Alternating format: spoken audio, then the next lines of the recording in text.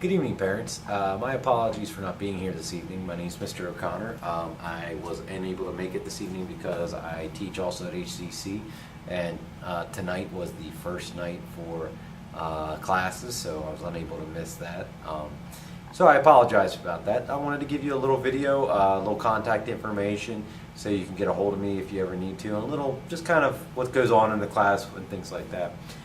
First off, if you have not seen either of these two sheets, you need to ask where they are, or email me and let me know that you haven't gotten them, because these two sheets are very important. One's lab safety contract. They don't get any points for any labs until I get this in.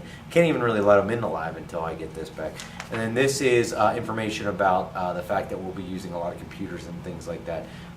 So I'm asking that you sign off that they have access, or we can get them access to the internet at some point. So if you haven't seen those, please email me. Feel free. And feel free to email me anytime. I'm very open, very available. I feel like you and I are in a partnership here. So the more you and I stay in contact, the better it is. And if you just want to shoot me an email to let me know who you are and what you need and what I can do for you, please just let me know. I mean, and I'll have your email on file. It'll be a lot easier if I need to get in contact with you too. There's a book for the course. It should look like this. Should have seen it already. I did ask that they cover it. The only thing I ask is they don't use a book sock, because I found that those book socks have been pulling on these bindings a lot lately, and I don't know if you've noticed this, but it's been distressing a lot of my book bindings. So, you know, if they could just go back to a paper binding or something else, that would be awesome. That'd be very helpful. They also need a calculator, and I know a lot of them are going to try to con you into buying the nice graphing calculator. Not against a graphing calculator. Probably get a lot of use out of it, especially if they go into science or math.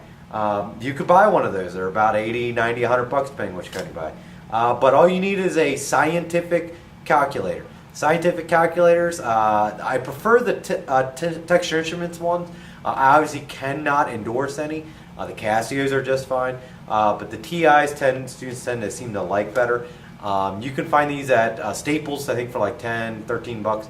Something like that. I think the Casios, I think you can get a little cheaper at like 9 or 10 bucks. But these are awesome. These, in fact, this is one of the calculators I use a lot when I don't need to do anything real special. Okay. The way the class works is this is their first science class. It's not HSA. So in this course, I ask a lot of them. I feel that they're an academy, and these are the top of the top students. And I've already seen a lot of their great brains at work. Hopefully they've come home and told you a few things. You might have heard something about a Pringles can. I promise everything's safe that I do. But in chemistry, there is a lot of things we do. We're in the lab a lot. We do a lot of things with chemicals. We stay safe with them. We practice safety with goggles and aprons. We make sure they handle things correctly and they do things correctly.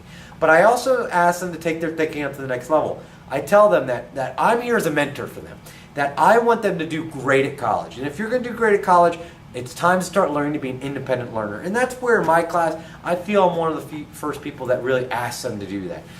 Number one way is every night they have homework. I can guarantee you 99% of the time they're going to have homework. So if they come home and say one night they don't have homework, maybe let them get by with it. But if this 2 nights in a row, there's probably something going wrong, okay? I almost give homework every night. There's a section on my board. I apologize, I don't have a remote to move that thing or anything.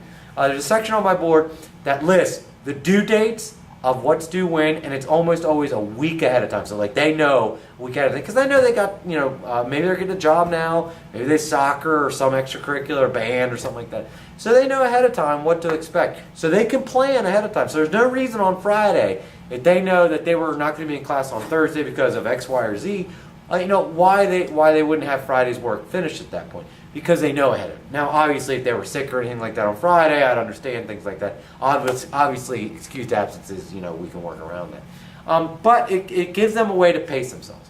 Also in class, I foster a lot of discussion where I'm not the one in charge. Not in the sense that I'm not sitting here saying, okay, class, this is what we're going to do now, and this is exactly what we're going to learn. I'll sit here, and you probably heard, a few of them have already commented how much they enjoy it. That I sit there and say, okay, you read something about, tell me everything you know about homogeneous mixtures. And they're like, oh, well, this and this. But I didn't understand, what about yogurt? Because we had a real good discussion about yogurt. Is yogurt homogeneous? I said, well, that's a great question. And so I bounce back between them. I have them discuss it between themselves. I have them bring out ideas from the chapter, things from personal experience. bring all of that together to mold a brand new idea. Because if they do that, they really can learn and they problem solve. Because we all know when you get in the real world, there's no, sometimes there's no book on problem solving. And things that we do in the real world, there is not a book for problem solving. Because new ideas are fresh. So students are asked to put out their ideas, right or wrong. Nobody in my class gets on anybody because someone said something wrong. Because there are a lot of ideas that have to come out before the right one comes out. And that's okay. All right? Now, in my class, they will turn in, there will be quizzes. There are tests. They make up about 60% of their grade, generally speaking. Labs make up another about 40% of their grade. Labs range from just a type-up sheet that they turn in, that they fill out and turn in. There are some semi-formal labs where they actually write up something and turn it in. Okay. I also ask on every lab for them to write an error discussion that talks about, again, goes in that problem solving. Where could have error happened at, and how would that have affected things? Okay. One of the greatest things about homework, though, is that I'm one of those people, I like to reward people who are hard workers. So if your student comes in and tried the section reviews from the night, or a sheet I gave them that night, and they're not sure if they did something right, as long as they attempted it, okay? And attempting isn't, well, I looked at it, it looked like a hard question. As long as they say, hey, I saw this in the book, I tried to apply this reasoning, I wrote this down, can I check this answer? Because this is kind of what I got, I'm not feeling so great about it. Every morning before school starts and during lunch, I have the solution manual. As long as they show me that they attempted it, and again, attempting is more than just like nothing on the paper, they can check their answer. I have no problem with that at all. I, in fact, ask them, it's great if they do it. There's nothing wrong with that idea. If they show up with nothing, no, I don't allow them. It's not fair to the other students who have actually tried. Okay? But it's always here. As long as they show it to me, they're more than welcome to use it. Okay? And I think that's awesome. Okay? So there's no reason they should have an issue on any of their homework if they've tried. Okay? And if they didn't try because they couldn't do anything, then they shouldn't be asking for the answer book. They should be talking to me about it. And we can sit down. Okay?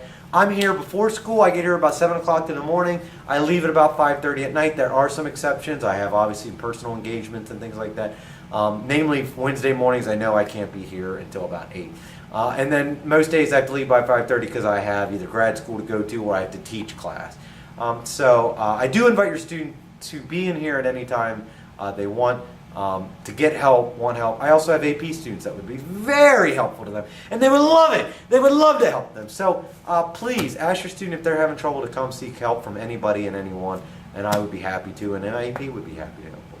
So if there's anything I can do for you, please contact me. If you just want to drop me a line and say hi, I do ask you to do that as well, because then I have your email on file. So I put my contact information in here. Please give me a holler, and I'd be happy to talk to you.